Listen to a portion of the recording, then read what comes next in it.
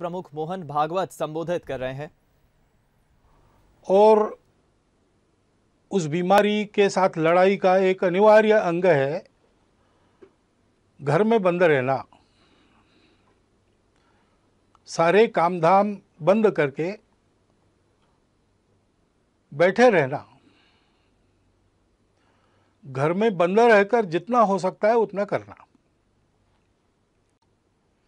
तो हमारे संघ के कई स्वयंसेवकों को लगता होगा कि हमारी शाखाएं अभी मैदान पर लगना बंद है, कार्यक्रम बंद है, संघ शिक्षा वर्ग प्रारंभ हुए होते वो बंद है, तो हमारा काम बंद है। लेकिन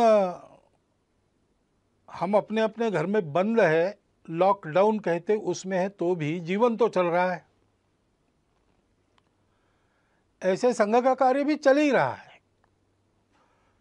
नित्य के कार्यक्रम बंद है, दूसरे कार्यक्रमों ने उनकी जगह ली है। ये संघ के लिए भी और हम सबके जीवन के लिए भी सत्य है, क्योंकि जीवन मनुष्य का, इसकी कल्पना क्या है? तो सारी दुनिया मानती है और संघ में भी हम लोग मानते हैं कि हम स्वयं अच्छे बने और अपने अच्छाई का उपयोग करके जग को अच्छा बनाएं, दुनिया को अच्छा बनाएं।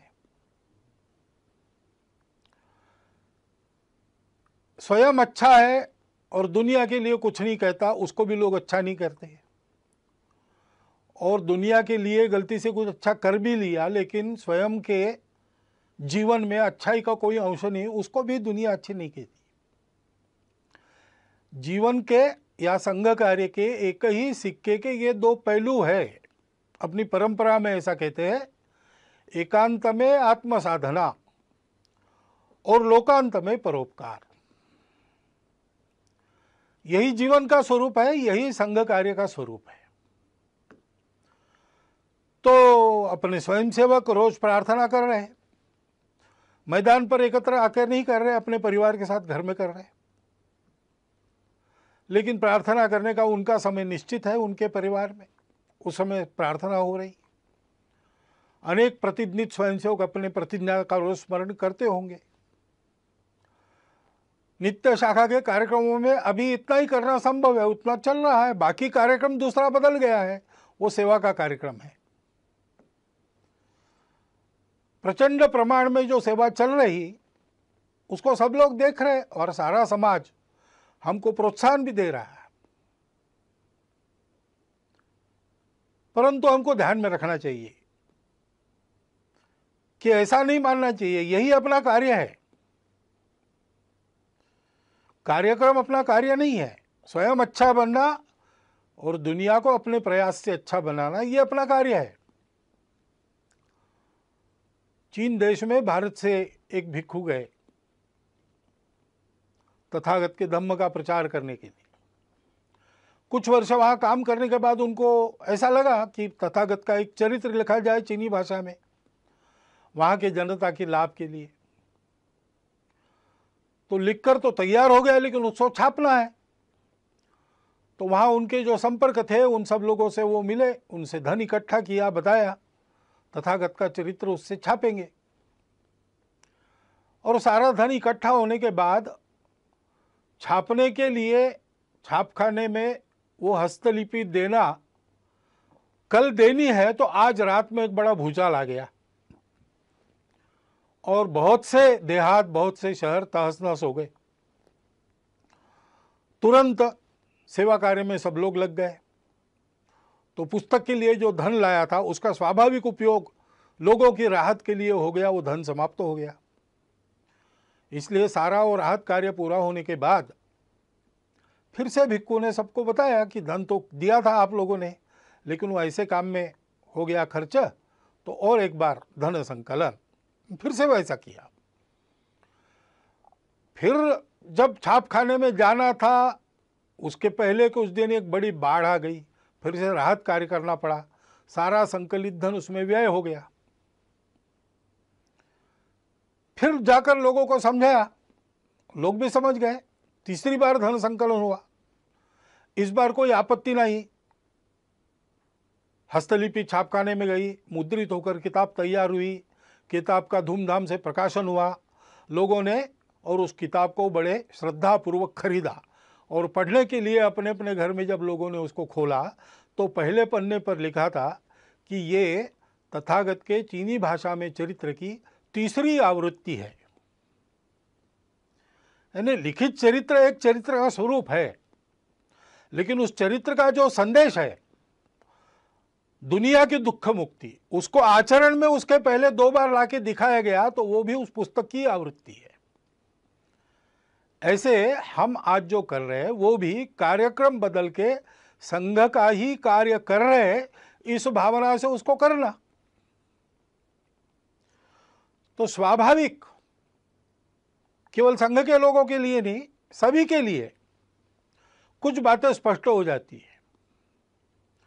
एक तो हम ये सेवा क्यों कर रहे हैं, उसकी प्रेरणा हमारी स्वार्थ की नहीं है, अपने अहंकार की तृप्ति या अपनी कीर्ति प्रसिद्धि के लिए ये नहीं करना है। जो लोग सहयोगी बनना चाहते हैं उनको जानकारी हो इसलिए कुछ प्रसिद्ध करना पड़ता है। अपने कार्य की रचना में हम सबको सविस्तार वृत्त ठीक ठीक पता चले इसलिए उसको प्रकाशित करना पड़ता है। लोगों को प्रेरणा मिले इसलिए भी ऐसे कार्य में आने वाले अनुभवों का लेखन प्रकाशन करना पड़ता है। परंतु अपना डंका बजाने के लिए हम ये काम नहीं कर रहे। हम काम कर रहे हैं, ये अपना समाज है, अपना देश है, इसलिए इस स्वार्थ, भय, मजबूरी, प्रतिक्रिया या अहंकार, इन सब बातों से रहित आत्मीय वृत्ति का परिपाक है ये सेवा। और इसलिए इस सेवा में हम लोगों को निरंतर लगना है, निरहंकार वृत्ति से लगना है, श्रेय दूसरों को देना है। और अभी ये जो विशिष्ट आपत्ति है उसमें जो सेवा करनी है उसमें लोगों का प्रबोधन भी करना पड़ता है, कई बातें बतानी पड़ती है। तो बताने का परिणाम तभी होता है जब हम उसका पालन करते हैं। और इसलिए कोरोना की महामारी के समय में अपने स्वास्थ्य को सुरक्षित रखने के जो नियम विहित है और हम लोगों को बताने वाले हैं उन सबका पालन पहले अपने को करना है। वो पालन करते हुए भी हमको काम करना है। घर के बाहर निकलना पड़ेगा, लेकिन नियम बना है कि उसके लिए अनुमति चाहिए। लॉकडाउन है तो अनुमति पूर्वक ही काम करना, फिजिकल डिस्टेंस रखना है, अंतर रखना है, वो अंतर रखकर काम करना पड़ेगा। छोटी छोटी बातों में भी सहज रहकर स्वयं उसके पालन का उदाहरण बनकर हमको लोगों को बताना है। और हम ये कर सकते हैं। महामारी नई है, उसने कहर मचाया है, लेकिन उससे डर जाने की आवश्यकता नहीं है। डरने से काम नहीं होता, डरने से संकट का बल ज्यादा बढ़ता है। अपना संतुलन कायम रख के मन में भय का लवलेश न रखते हुए ठंडे दिमाग से कौन से उपाय करने हैं, कैसे करने पड़ेंगे, क्या क्या करना पड़ेगा, इसकी योजना बनाकर हम काम करते हैं तो वो काम यशस्वी होता है। आत्मविश्वास युक्त ऐसा अपना सुनियोजित प्रयास करना है, भय से रहित होकर, और सातत्यपूर्वक प्रयास करना है। क्योंकि ये बीमारी नहीं है, इसमें निश्चित क्या क्या हो सकता है इसके अनुमान लगते, जैसे जैसे अनुभव आता है वैसे ही पता चल रहा है। और इसलिए अब ये कितना चलेगा पता नहीं, जल्दी से जल्दी समाप्त हो ये पूरा प्रयास हम करेंगे, लेकिन जितने दिन चलेगा उतने दिन पीड़ित लोगों को राहत देने के और ये बीमारी न फैले उसके प्रयास जारी रखने पड़ेंगे। बीच में ही छोड़ दिया तो यशस्वी नहीं होंगे। एक आदमी सब तरफ से कंगाल हो गया, निराश हो गया, उसको ऐसा लगा हम आत्महत्या करेंगे, लेकिन कुछ उसके जेब में पैसा था, कुछ दिन जीने का सामान उसके पास था, तो उसको ऐसा लगा कि पहले इसको खर्चा कर देते हैं और बिल्कुल ही कफलक होकर मर जाएंगे।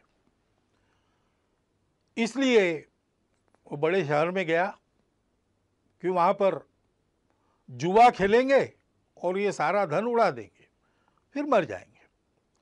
लेकिन वहां जाने के बाद उसको पता चला कि उस गांव के पास, उस शहर के पास एक बहुत लंबी चौड़ी जमीन थी जिसमें मैंगनीज मिलेगा ऐसा लगता था। इसलिए 2-3 माइनिंग कंपनीज ने वहां आकर खुदाई की। 250 फीट नीचे गए लेकिन मैंगनीज मिला नहीं, निराश हो गए। इसलिए उसका लीलाव वो करने वाले थे, तो उसको लगा कि ये भी एक जुआ है, चलो जाके बोली बोलेंगे। अब इतना तो धन नहीं था उसके जेब में कि इतनी बड़ी जमीन खरीदी कर सके, लेकिन वो 250 फीट की जमीन नहीं थी, 250 फीट का लंबा चौड़ा गहरा गड्ढा बना था। उसको कौन खरीदेगा? उस नीलाम में कोई आया ही नहीं, यही अकेला पहुंचा। इसलिए इसके जेब में जितने पैसे थे उतने में उसकी जमीन हो गई। अब जो मजदूर वहां काम कर रहे थे उनको उस दिन की मजदूरी कंपनी ने दे दी थी, तो उन्होंने आके पूछा क्या करें, काम अभी बंद करें कि 5 बजे तक करें और बाद में छोड़े? तो उसने कहा आपने पैसे लिए हैं तो 5 बजे तक काम करो।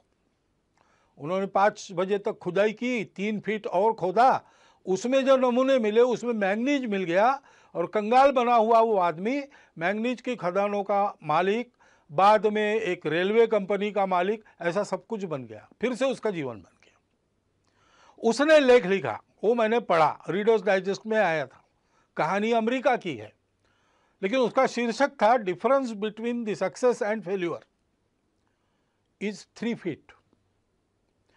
3 फीट के अंतर के लिए अपना सातत्य खदान मालिकों ने छोड़ दिया तो वंचित रह गए, और 3 फीट और खोदने का दम इसने दिखाया तो इसको वैभव मिल गया। इसलिए ऐसा सातत्य अपने प्रयासों में चलना चाहिए, ऊबना नहीं चाहिए, थकना नहीं चाहिए, करते रहना चाहिए। सबके लिए करना है, इसमें कोई भेद नहीं है। जो जो इसके पीड़ित है वो हमारे अपने हैं।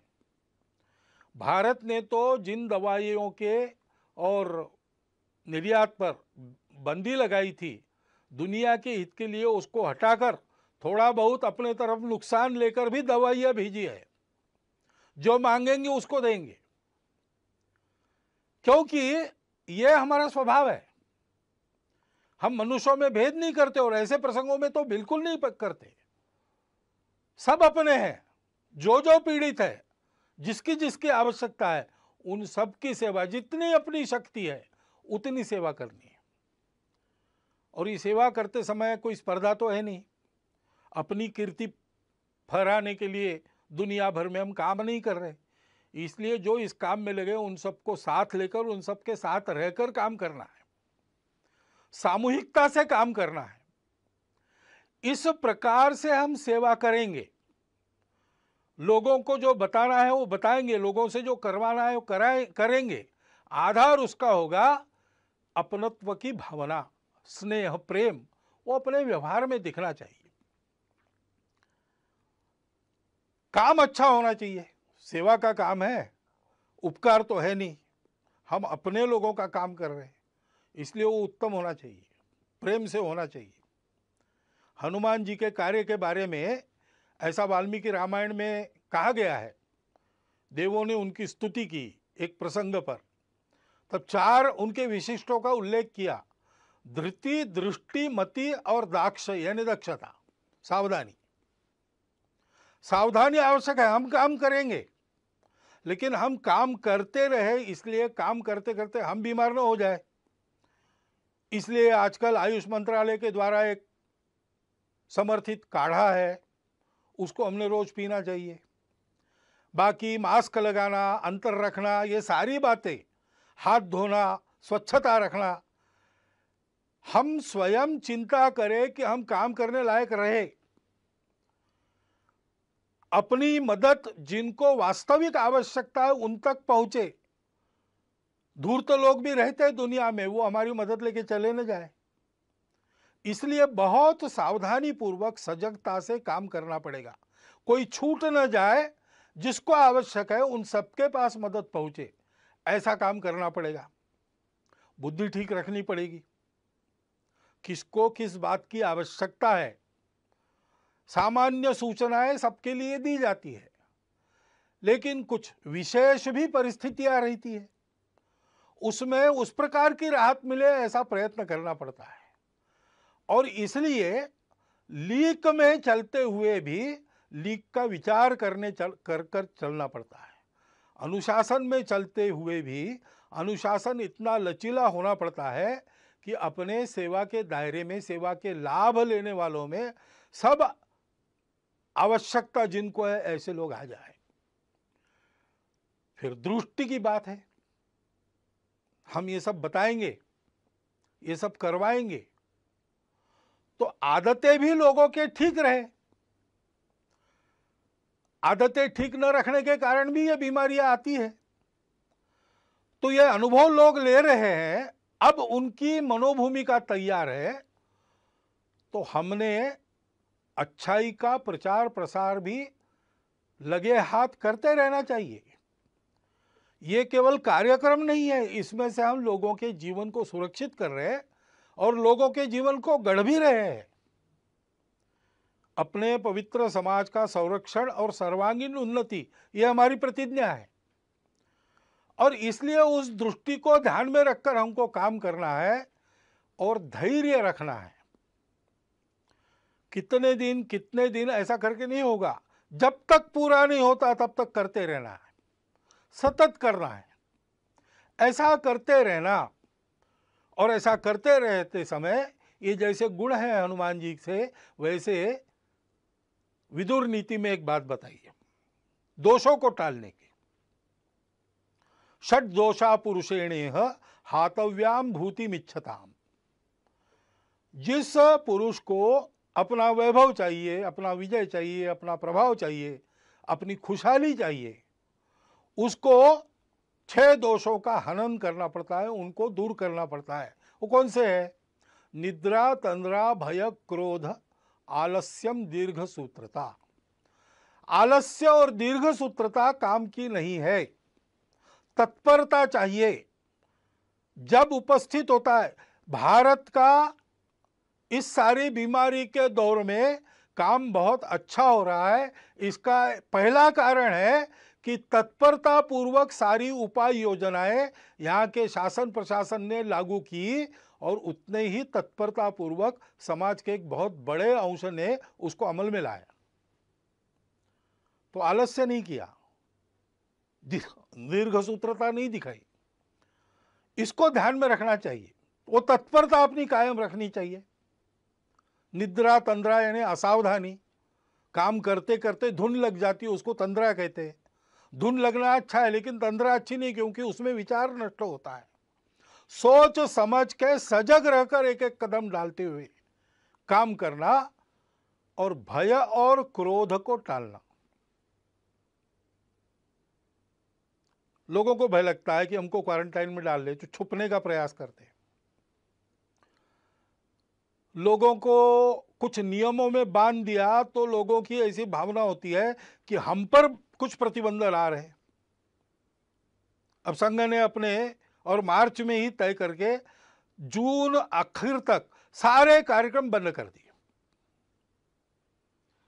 लेकिन किसी किसी को लग भी सकता है कि सरकार हमारे कार्यक्रमों पर प्रतिबंध कर रही इस निमित्त, और भड़काने वाले लोगों की कमी नहीं है।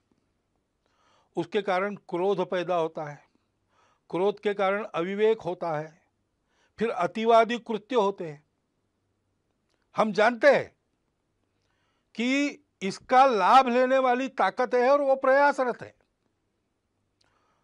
जिस प्रकार इस कोरोना के बीमारी का फैलाव अपने देश में हुआ है, उसमें एक कारण यह भी है। परंतु 2 बातें ध्यान में रखनी चाहिए।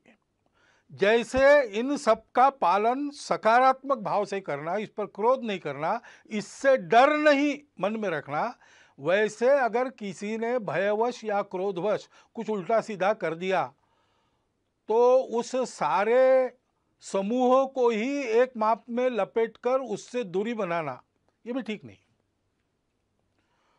सर्वत्र दोष रखने वाले लोग होते हैं। सामान्य लोगों के मन में कुछ आ सकता है, सामान्य लोगों ने, सबने ये खबरदारी लेनी चाहिए कि ये अपने देश का विषय है, देश हित का विषय है, इसमें हमारी भूमिका सहयोग की ही होगी, कभी भी विरोध की नहीं होगी। मन में किंतु परंतु है, उसका लाभ लेकर द्वेष क्रोध को भड़काने वाले लोग हैं, उनके खेल चल रहे हैं।